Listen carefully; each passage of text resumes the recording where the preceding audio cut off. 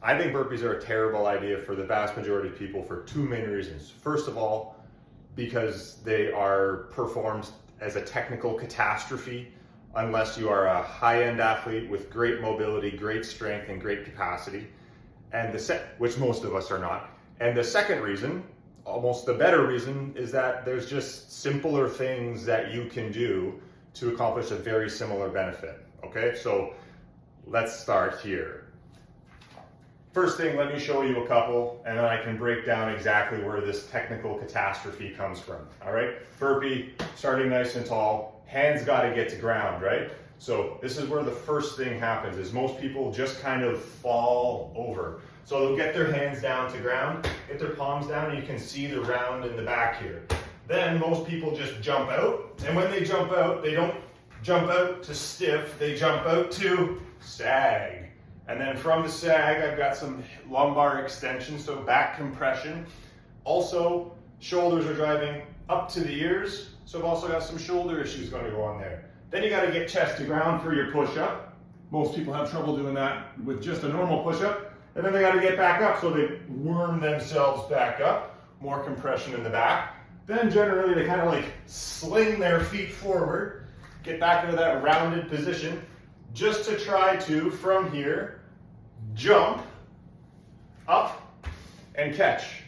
And then, you know, the whole thing kind of falls apart from there. Now, in fairness, I can probably do, I don't know, 2, 3, 4 decent burpees with not a big deal with how the form shapes down.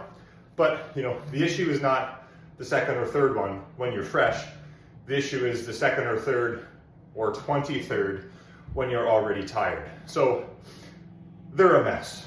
But, you know, what do you do instead, right? So here's the thing. This is just 2 drills combined. I got squat jumps or air squats, and then I've got a push-up or even just a high plank, right? So you can just do them separately. The thing about the burpee is that it's metabolically difficult. There's a massive cardiovascular response to all of that anaerobic stress. So if you really dig that part of it, just do your air squats or jump squats, okay? Do 5 of those. Then get to ground safely, and then do your 5 push-ups. And then come up safely, 5 more air squats, 5 more push-ups. You can then also start modifying yourself safely, how high you're going, or if you need to drop to knees for the push-up, you can modify the quality, right? And I did probably 2 or 3 half decent burpees there, but I was really thinking about doing them right. Really thinking about doing them right. Nobody who does burpees is really thinking about doing them right. They're really thinking about how much it sucks to be doing them. So they're tired, they're getting sloppy, they're just executing from A to B, as opposed to thinking about how this is looking, feeling, and not thinking about what that's doing to their joint health, right?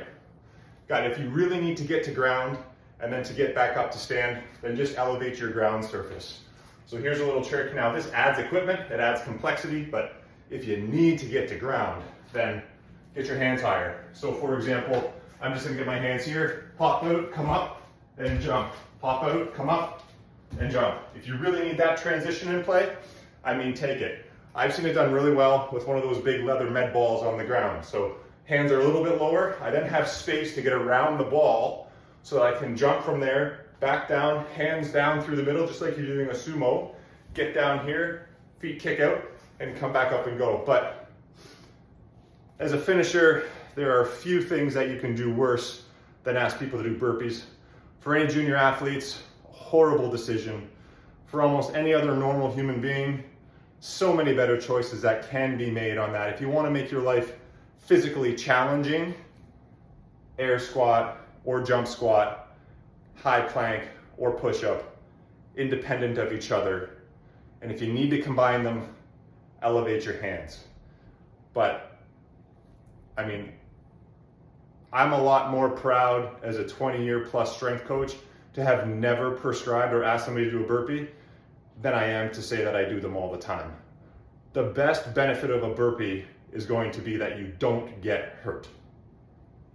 I mean, that's not a great reward. So make those changes. That's my opinion.